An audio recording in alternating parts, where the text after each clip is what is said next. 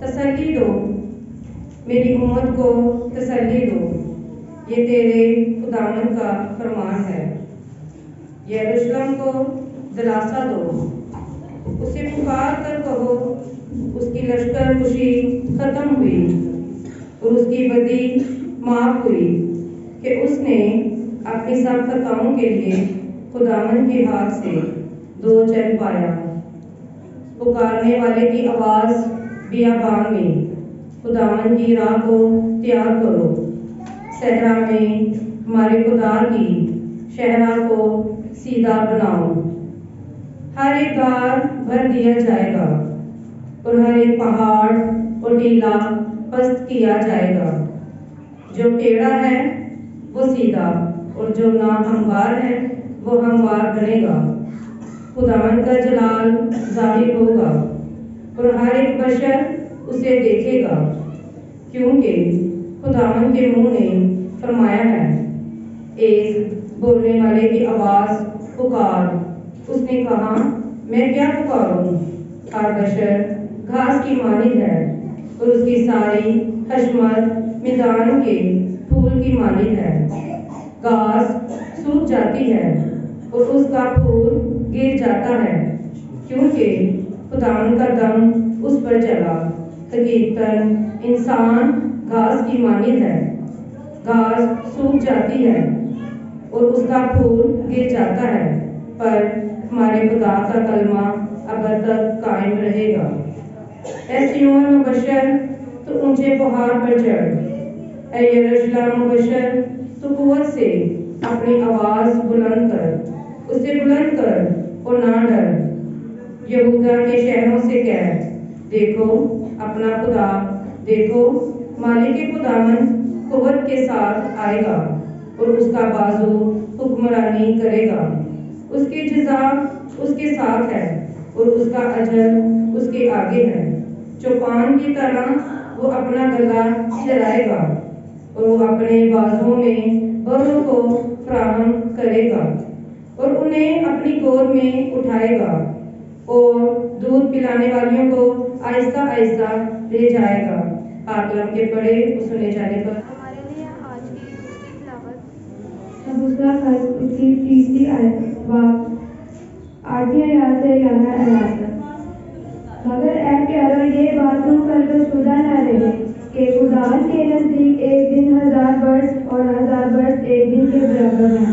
خداوند اپنے وعدے میں دیر نہیں کرتا جیسے دیر بعض لوگ سمجھتے ہیں، بلکہ تمہارے لیے صبر کرتا ہے، اسی لیے کہ وہ نہیں چاہتا کہ کوئی ہلاک ہو، مگر یہ کہ سب توبہ کریں۔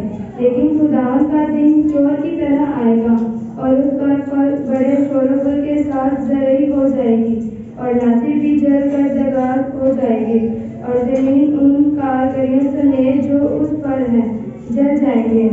بس جب کہ یہ سب چیزیں دگار ہونے والی ہیں تو تمہارے پاک چلن اور دیانتداری میں کیسے بنا جاتا ہے۔ آپ سے پڑھے اور سمجھنے۔ آج امن کا جب ہم اتوار مناتے ہیں تو سکون یا امن ہماری زندگی میں آ کیسے سکتا ہے؟ آج ہم دیکھیں گے کہ دراصل جو امن ہے، جو سکون ہے، جو اطمینان ہے، وہ زندگیوں میں تب آتا ہے جب آپ اطمینان کو سمجھتے ہیں اور جب آپ اطمینان کو لینا چاہتے ہیں اور جب آپ کو اطمینان کی پورے طور پر سمجھ ہوتی ہے کہ اطمینان حاصل کیسے کیا جاتا ہے، اطمینان کے لیے کرنا کیا ہوتا ہے۔ امن کے لیے، سکون کے لیے، اطمینان کے لیے ہمیں پہلے یہ دیکھنا پڑے گا کہ اطمینان کتنی اقسام کا، کتنی قسم کا ہے، کون کون سا اطمینان آپ کی زندگی میں ہو تو صحیح اطمینان آپ کی زندگی میں آ جائے۔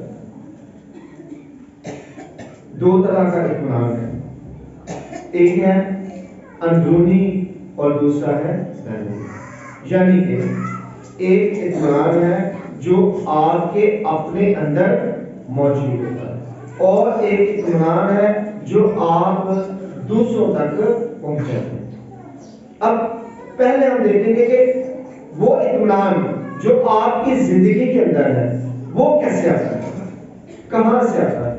اگر ہم اشعیاء نبی کا صحیفہ اس کا 26واں باب اور اس کی 30ویں آیت پر دیکھیں تو ہمیں معلوم پڑتا ہے کہ خدا کہتا ہے کہ اطمینان یا تسلی یا سکون تب آئے گا اپنی زندگی میں جب آپ کا میرے ساتھ کیا پیدا ہوگا, تعلق پیدا ہوگا.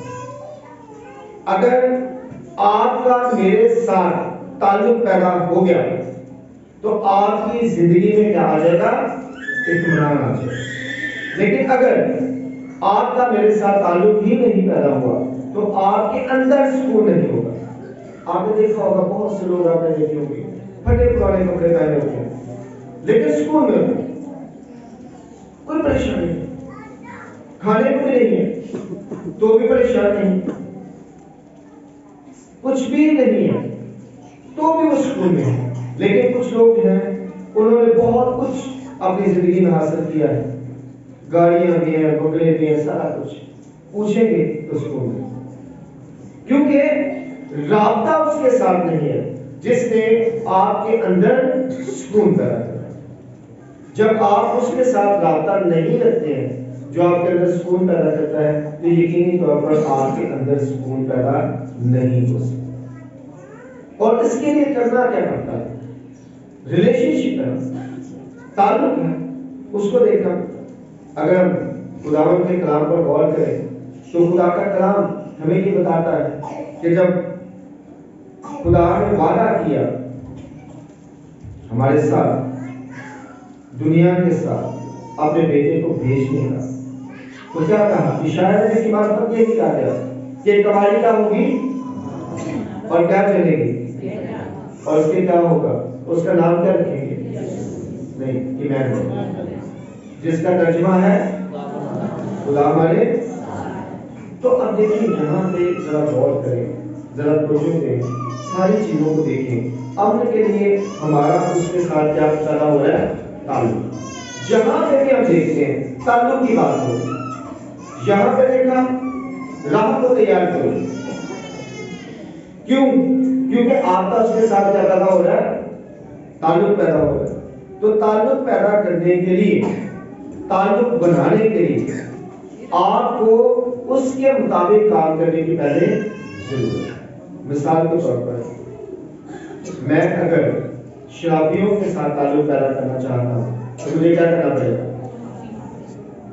اگر جواریوں کے ساتھ تعلق پیدا کرنا چاہتا ہوں تو مجھے کیا کرنا پڑے گا, اور اگر میں کسی نیک بندے کے ساتھ تعلق پیدا کرنا چاہتا ہوں تو مجھے نیک کام کرنے پڑے گا.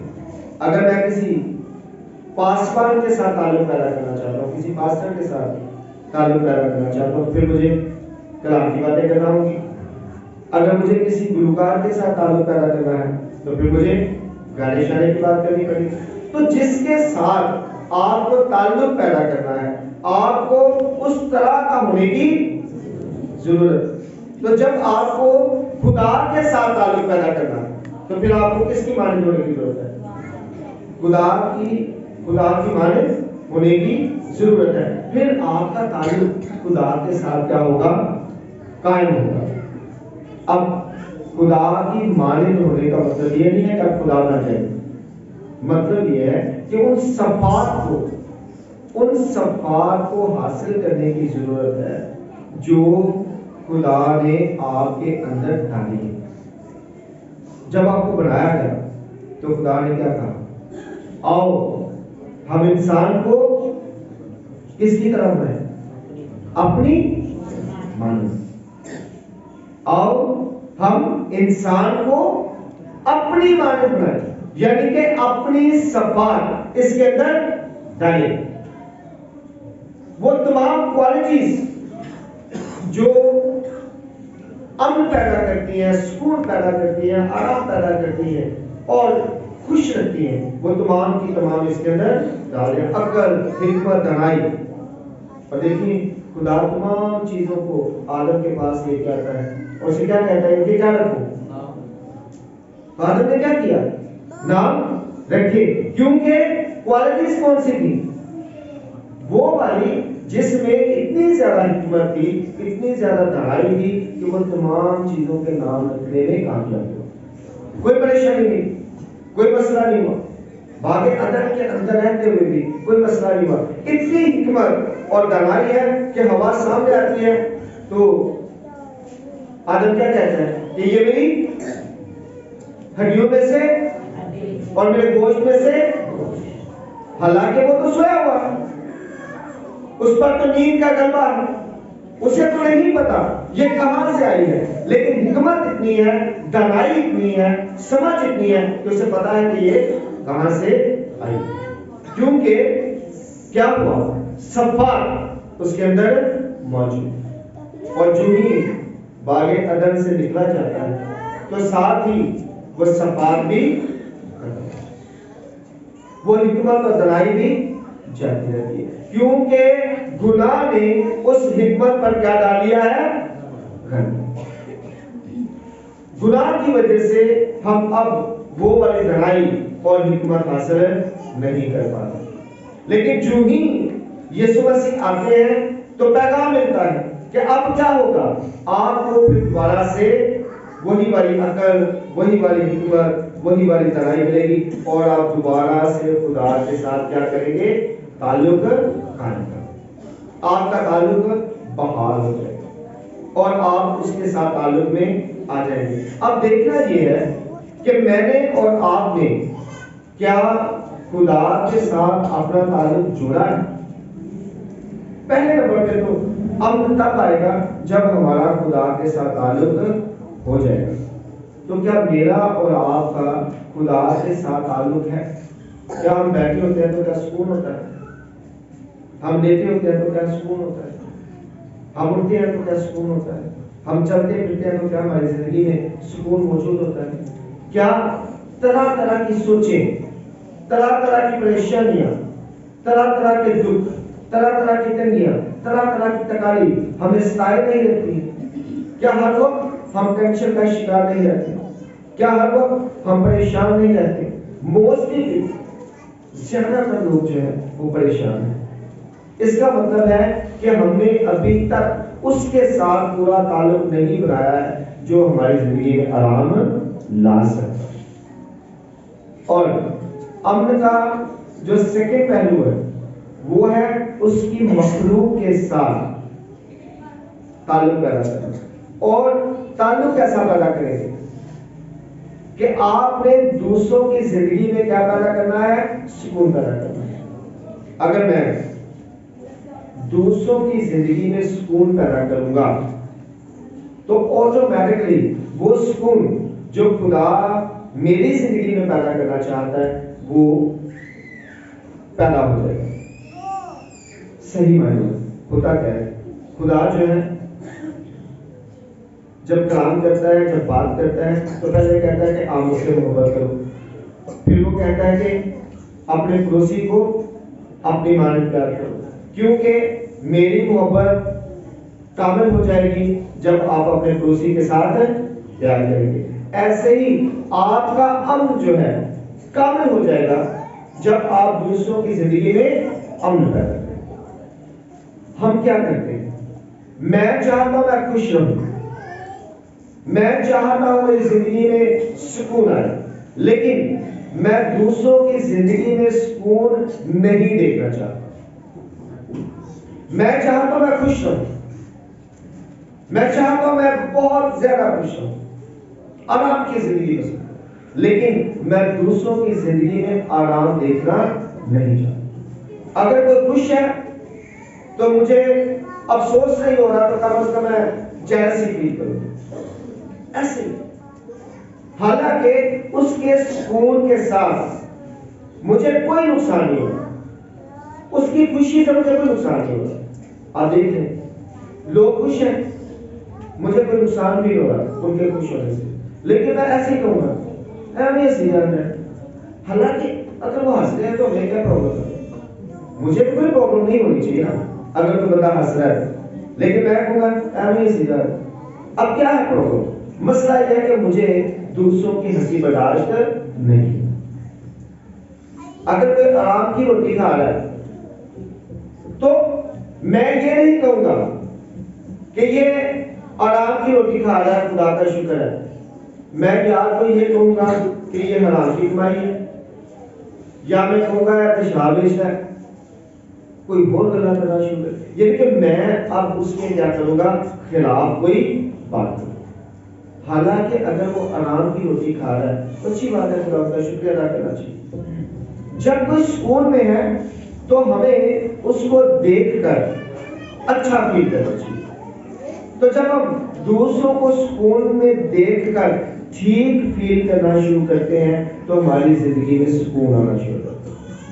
یقین کیجئے جب آپ کو لگے کہ کوئی بندہ خوش ہے، آپ کو لگے کہ کوئی بندہ آرام میں ہے، آپ کو لگے کہ دوسرا بندہ ٹھیک ہے، اور آپ کو لگے کہ آپ دوسروں کو دیکھ کر، بڑھتا ہوا دیکھ کر آپ کو جیلسی نہیں ہوتی، دوسروں کو آگے بڑھتا دیکھ کر آپ کو خوشی محسوس ہوتی ہے. جب لوگ سکون میں ہوتے ہیں، جب لوگ خوش ہوتے ہیں اور آپ کو بھی اطمینان محسوس ہوتا ہے تو یقین کیجئے آپ کی زندگی میں خدا موجود ہے. آپ کا خدا کے ساتھ تعلق قائم ہو چکا ہے کیونکہ آپ اس کی مخلوق کو خوش دیکھ کر، آرام میں دیکھ کر خوش ہوتے ہیں. اور دیکھیں خدا جب ہم دکھ میں ہوتے ہیں تو کیا خدا سکھی ہوتا ہے؟ خدا کو اچھا لگتا ہے ہمیں دکھ میں دیکھ کر؟ خدا کو کب اچھا لگتا ہے؟ جب ہم کیا ہوتے ہیں؟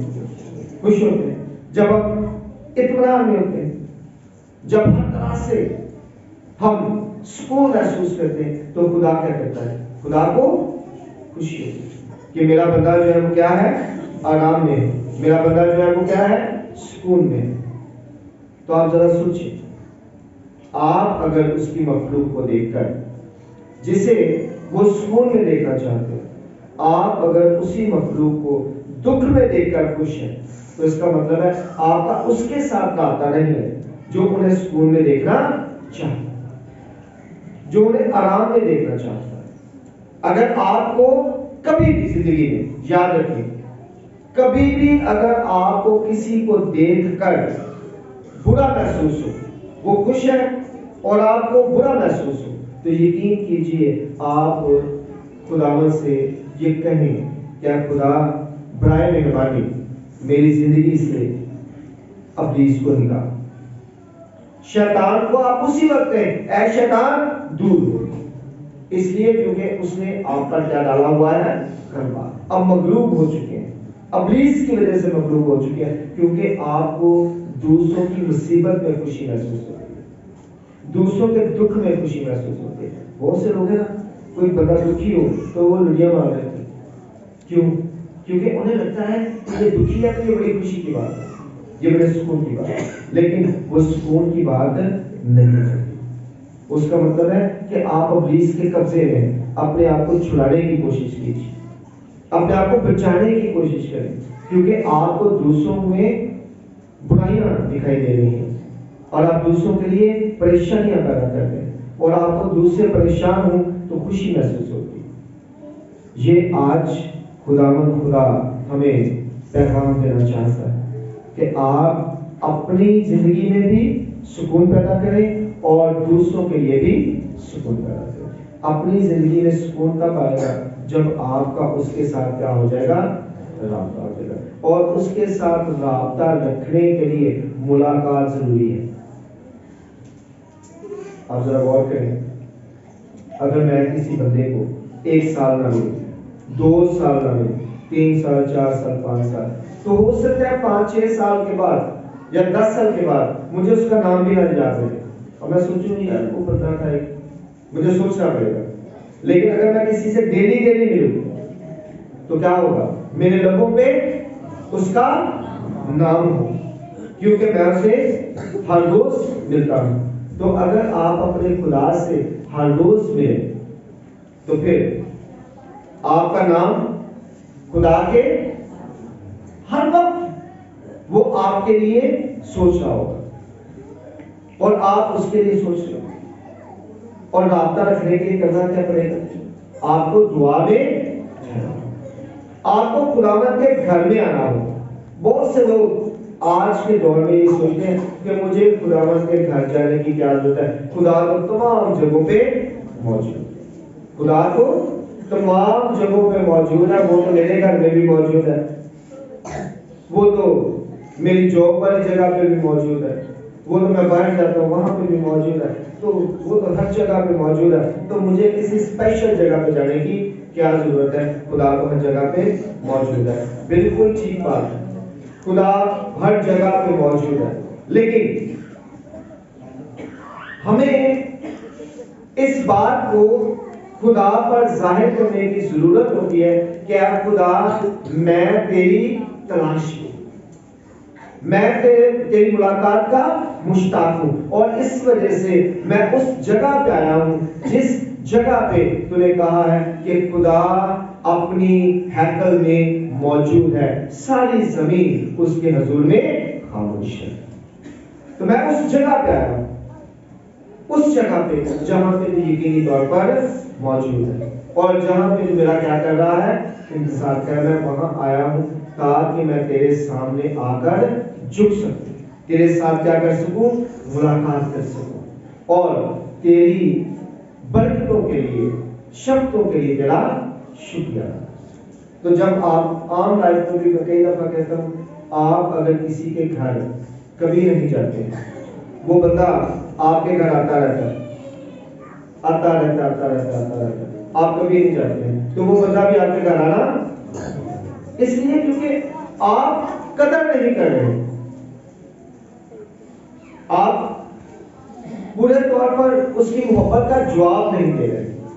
तो खुदा जब अपनी हैकल में है तो वो चाहता है कि हम भी उसके घर आए। हम क्या कहते हैं? ऐ खुदा रखे आ मेरे घर, और हम उसके घर जाना कई दफा नहीं चाहते, लेकिन खुदा चाहता है हम इस बात को भी अपनी जिंदगी में हमेशा याद रखें कि उसके घर आकर उससे मांगना एक और बात है। मिसाल के तौर पर एक आम बात मैं करता हूं, आपने किसी बंदे से कुछ लेना, कर्ज लेना, आपने उसे कुछ दिया नहीं, आपने कर्ज लेना है, और आप उसे कॉल करें फोन पर, और आप उसे कहें जी जरा कार क्या ना वो आ जाएगा। मिसाल के तौर पर आपका दोस्त है या आपका वाकिफ है, आप उसे जरा कार से चक्कर लाना, लो जी कार आ गए जी, गल ऐसी कि मैंने ना पहले पैसे चाहिए, वो कहेंगे यार कमाल का बंदा है। अब उतना अच्छा फील नहीं होगा। और अगर आप उसके घर जाए और उसे कहेंगे जनाब मैं हाल हुआ ऐसा, कुछ पैसे चाहिए वैसे, या बात को थोड़ा सा घुमा फिरा के और अच्छे तरीके से, अच्छे लेवल से करके आप उसे कहें कि मुझे आपसे कुछ चाहिए था, बड़ी प्रॉब्लम है बड़ी, तो वो ज्यादा अच्छा फील करे। तो आपने मांगना भी है, और मांगना भी ये क्या कि मेरे घर आकर मुझे कुछ देगा, और प्रिंसिपल के आप उसके घर जाएं और उसे कहें कि खुदा मैं तेरे पास आया हूं, तेरे दर पे आया हूं और मुझे ये दरकार है, तो फिर कैसा फील करेंगे? डेफिनेटली अच्छा। जब आप किसी के दर पर जाकर उसे मांगते हैं तो और बात होती है, जब आप अपने घर पर आकर किसी से मांगते हैं तो और बात होती है। दोनों बातों में फर्क होता है। तो जब आप खुदावंद के घर हैं तो फिर यकीन कीजिए कि आप ज्यादा बेहतर तौर पर उसके साथ अपने ताल्लुक को कायम करके उससे मांग सकते हैं, और वो यकीनी तौर पर देता है। हन्ना से देखें कहां गई, खुदावंद के पास, और मिला क्या नहीं मिला? जो भी उसके पास आता है वो कभी भी इनकार नहीं कर सकता। वो औरत जो इतने बरस से खून में बीमार थी, यीशु के पास जाती है और उसका गला छूती है। और जब हम खुदावंद की तलाश में खुदावंद के पास जाते हैं तो यकीन कीजिए फिर हम शिफा पा जाते हैं, हमारी जिंदगी में सुकून आ जाता है, हमारी जिंदगी में इत्मीनान आ जाता है। आज हमें ये सीखना है कि एक तो सुकून के लिए उसके साथ आपको ताल्लुक बनाने की जरूरत है, फिर उसकी मखलूक के साथ भी ताल्लुक बनाने की जरूरत है। और जैसे हम खुदा से मोहब्बत करेंगे, उसे खुश रखने की कोशिश करेंगे, वैसे ही फिर हमें उसकी मखलूक को भी खुश रखने की कोशिश करेंगे। जब हम ऐसा करेंगे तो सुकून किसको मिलेगा? आप। हम बेसुकून इसलिए हैं क्योंकि हम दूसरों के लिए सुकून पैदा नहीं कर रहे। جس دن ہم نے دوسروں کے لیے سکون پیدا کرنا شروع کر دیا ہماری زندگی میں آٹومیٹکلی سکون آ جائے. آپ کرنا شروع کر دیں, لوگوں کی زندگی میں آسانیاں پیدا کرنا شروع کر دیں, آپ کی زندگی میں آسانیاں پیدا ہو جائیں. کر کے دیکھیں. آپ دوسروں کی زندگیوں میں مشکلات پیدا کرنا شروع کر دیں, آپ کی زندگی میں مشکلات پیدا ہو جائیں. سیدھا سا اور سمپل سا فارمولا ہے. اس لیے آج میں نے اور آپ نے یہ دیکھنا ہے کہ میں کس کس کے لیے مبارک چاہوں, کس کس کو مجھ سے پریشانی ہے, میں کتنے لوگوں کی زندگیوں میں پریشانیاں پیدا کر رہا ہوں, کتنے لوگوں کے لیے میں مشکلات پیدا کرتا ہوں. مجھے یہ دیکھنا ہے, مجھے ان سب کو دیکھ کر غور کرنا ہے اور مجھے پھر ان سے معافی مانگ کر کیا کرنا ہے, ان کی زندگی میں آسانیاں پیدا کریں. اور یقین کیجیے جب آپ پیدا کر لیں گے اس کے بعد آپ کو ایسا سکون محسوس ہوگا, آپ کو لگے گا کہ میں حقیقی معنوں میں جنت میں, میں فردوس میں آ گیا. زمین پر ہی میرے لیے کیا پیدا ہو گئی ہے, فردوس پیدا ہو گئی ہے, کیونکہ اب میری زندگی میں سکون ہے, مجھے کوئی پریشانی نہیں ہے, کوئی دکھ نہیں رہا, کوئی تنگی تکلیف نہیں. اب بیمار بھی ہوں گے تب سکون میں ہوں, اب ہر حال میں سکون میں ہوں. اس لیے کیونکہ آپ دوسروں کے لیے کیا پیدا کر رہے ہیں, سکون پیدا کر رہے ہیں. خدا کرے کہ ہم آج خداوند کے گھر سے یہ بات لے کر جائیں کہ میں نے کسی کے لیے پریشانی پیدا نہیں کی, میں نے آج کے بعد کسی کے لیے دکھ پیدا نہیں کرنا, کسی کے لیے مصیبت نہیں بنی, بلکہ میں نے سب کے لیے کیا پیدا کرنا ہے, سکون پیدا کرنا ہے, اطمینان پیدا کرنا ہے, تاکہ میں بھی اطمینان میں رہوں اور لوگ بھی اطمینان میں رہیں. آپ اس کو چھپائیں گے اور بڑی عاجزی کے ساتھ, بڑی عقیدت کے ساتھ